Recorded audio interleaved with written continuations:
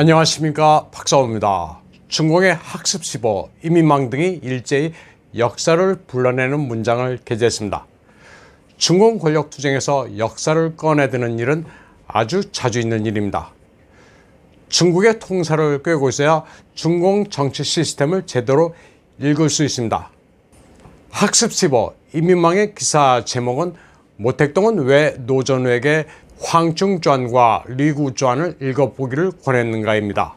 이는 모택동이 문역 직전인 1965년 8월 30일 주은래, 유석이, 덩샤오핑, 펑전 등 4사람을 불러 황충과 리구 두 사람의 전기를 읽으라고 했던 역사적 사실에 관한 겁니다. 바로 그 다음에 문역이 일어났는데 주은래를 제외하고 유석이, 덩샤오핑, 펑전은 모두 살해되거나 핍박을 받았습니다. 황충과 리구는 동안시대의 인물로 스토리 출전은 후한서입니다. 당시 량지라는 권신이 있었는데 황제의 권위 상태에서 스스로 태성왕을 자처했을 정도로 권세를 부렸습니다. 황충과 리구 두 사람은 량지와 사이가 좋지 않았습니다.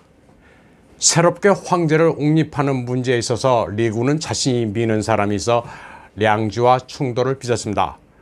량지는 자기 매부인 류쯔를 황제로 옹립하려 했습니다. 류쯔는 바로 나중에 동안의 황제가 된 인물입니다.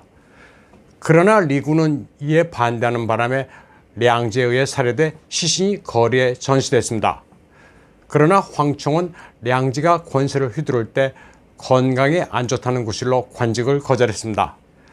나중에 량지의 세력이 제거당하자 황충은 그제서야 나와 벼슬길에 나섰습니다. 동안시대 정변에 관한 역사의 한 편인데 중공 관영 매체들이 이를 다시 꺼내들었습니다. 동안 정변에서 비유하는 바는 명백합니다. 새 황제가 바로 시진핑이고 황제 옹립 과정에서 자기 매제를 세우겠다고 위세를 부리는 량지는 상하이방의 수뇌부 장저민이나 정칭홍을 의미합니다.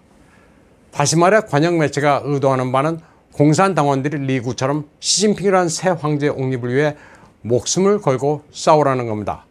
그게 정 싫으면 병을 핑계로 물러나 잠시 아무것도 하지 않았던 황충처럼 처신하라는 신호입니다. 황충과 관련해서는 야오야오, 이취회란 성어도 있습니다. 성품이 강직한 이는 세상과 타협하지 않는다는 뜻입니다. 최소한 방해만 하지 않으면 나중에 빛을 볼 일이 있을 수도 있다는 겁니다. 모택동이 주은래, 유석이, 덩샤오핑, 펑전에게 황충과 리구의 전기를 읽어보라고 한 이듬해 문역이 일어났습니다. 따라서 시진핑이 관영 매체로 하여금 모택동의 사례를 언급하도록 한 것은 향후에 문역 같은 대사변이 일어날 것을 예고한 것인지도 모릅니다. 모택동은 왜 노전우에게 황충전과 리구전을 읽어보기를 권했는가라는 문장을 학습 15, 이민망에 게재한 사람은 쉬중유엔입니다. 그는 중공의 중량급 원로인 송핑의 중앙조직부 산하기구에서 처장, 부국장을 지낸 인물입니다. 또 정칭홍이 중앙판공청을 맡았을 때 비서국의 부국장을 지냈습니다. 2000년대는 중공중앙판공청의 노간부국 국장도 지냈습니다. 그리고 2014년에는 시진핑이 중공몽이란 구호를 선전할 때도 도왔습니다. 이처럼 그는 중공의 역대 정권을 관통한 사람입니다. 모택동이 황충과 리구를 언급한 이듬해 문역이 일어난 것처럼 시진핑은 2022년 20대 당대회를 앞두고 같은 역사 스토리를 다시 꺼내들었다는 점에서 의미심장합니다. 또 짜오커지가 순리준과 협력한 이들이 자수하면 선처한다고 공언한 시점이라는 것도 절묘합니다. 시진핑의 중공은 이미 손봐야 할 블랙리스트를 이미 작성한 것으로 보입니다. 20대 당대회 이전 어느 시점에 대숙청이 일어날 것이라는 점은 명백해 보입니다. 멍젠주라든지 상하이방 사람이면서 시진핑이 아직까지 봐주고 있는 워성쿤 같은 이들이 낙마하더라도 전혀 이상하지 않은 상황입니다. 현재 중공이 칼날을 안으로 향하고 있는 정법계 정도는 2022년 1월에나 마무리될 전망입니다. 현재 시진핑이 극조한 노선을 두고 내부 권력투쟁도 노골화되고 있습니다. 시진핑이 중국 내 미디어를 모두 장악하자 한정과 왕치사는 미국 매체인 월스트리트 저널을 통해 불만을 털어놓고 있습니다.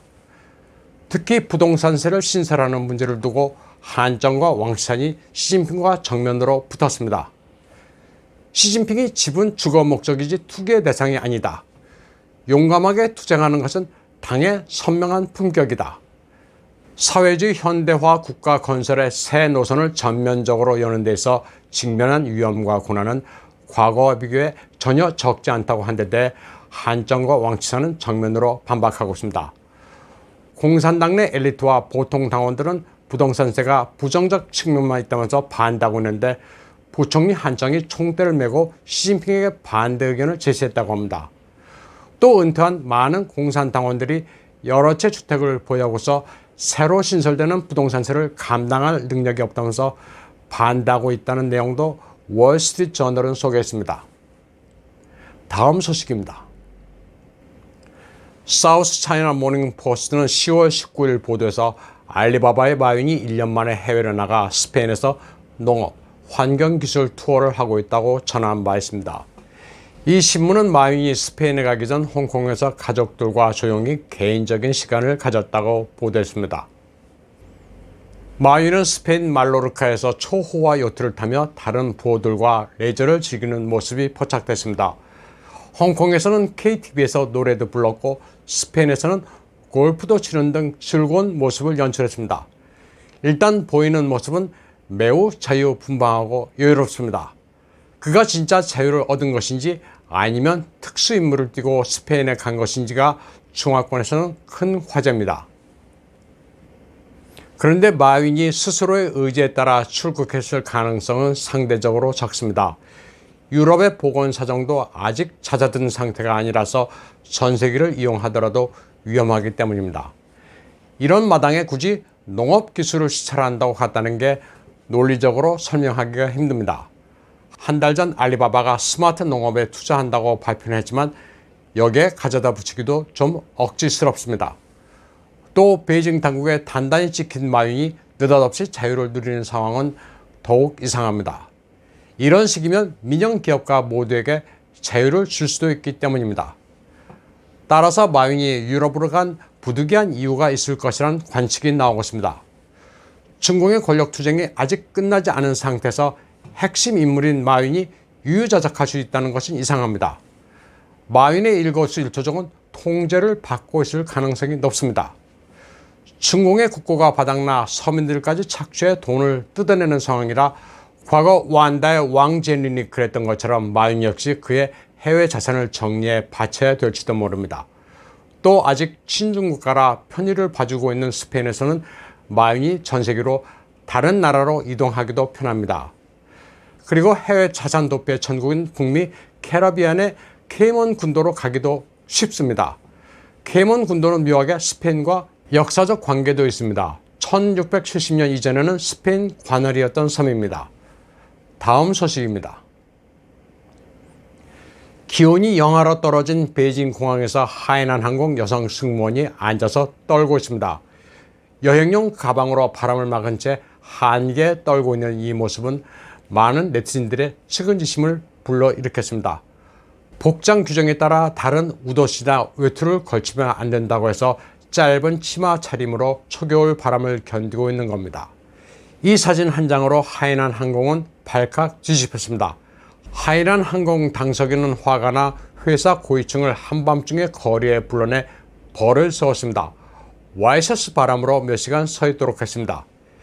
이 진 풍경을 본 네티즌들은 당석이가 잘했다는 반응과 함께 보여주기식 쇼라는 엇갈린 반응을 보이고 있습니다.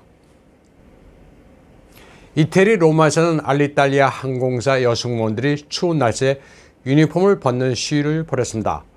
알리탈리아가 파산하고 이타에 인수됐는데 그 과정에서 승무원 1만 명 가운데 3천 명만 고용 승계가 된 데다 봉급도 크게 줄었다고 항의하는 겁니다. 흰 블라우스와 검은 치마, 하이힐도 벗은 채 속옷 차림으로 광장에서 알리탈리아를 외치고는 침묵 시위를 벌였습니다. 여성 승무원들은 이태리 정부의 실업 혜택을 5년으로 연장해달라고 요구하고 있습니다. 다음 소식입니다. 10월 21일 한국 전라남도에서 있었던 누리호 발사를 일본 언론들도 관심을 갖고 현장 중계로 보도했습니다. 리포트 메시지는 아주 간단했습니다.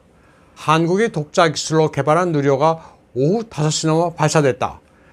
분리된 위성 모형이 궤도에 올라가지 못한 채 발사는 실패했다.